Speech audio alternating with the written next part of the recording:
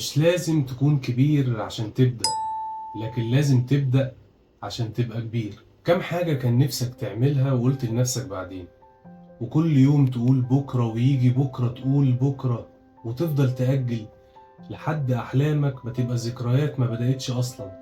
طب ليه؟ ليه ما تبدأش دلوقتي من مكانك؟ السلام عليكم. في ناس كتير بتفكر إنهم محتاجين يجهزوا الأول قبل ما يبدأوا، يستنوا الوقت الصح، المكان الصح، المود الصح.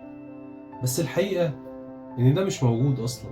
الوقت الصح مش بيجي لوحده، والمثالية وهم بيخلينا نفضل واقفين مكاننا وإحنا فاكرين إن إحنا كده بنجهز نفسنا، بس الحقيقة إحنا بنهرب.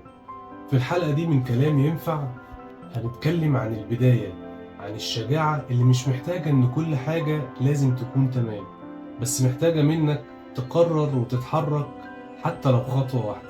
كم مرة حسيت إنك متأخر، حاسس إنك عديت سن البداية أو إن الفرصة راحت؟ خليني أقول لك حاجة، مفيش حاجة اسمها فاتك القطر. القطر بيفوتك بس لما تبطل إنك تتحرك.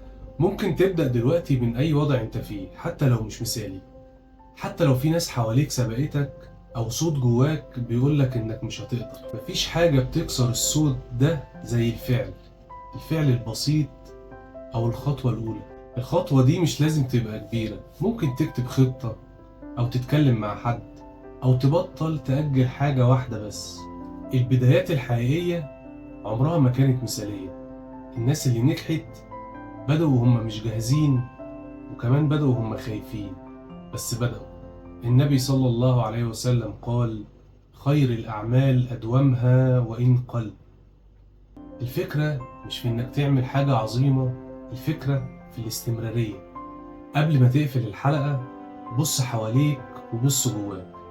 إيه أول حاجة نفسك تبدأ فيها؟ واكتبها دلوقتي حالا، وخد أول خطوة ليها حتى لو خطوة بسيطة.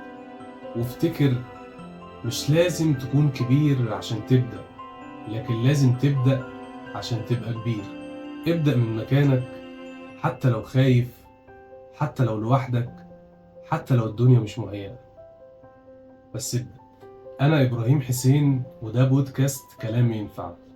لو حسيت إن الحلقة حركت فيك حاجة، شاركها مع حد حاسس إنها ممكن تفرق معاك، واكتب لي في الكومنتات إيه الحاجة اللي قررت تبدأ بيها.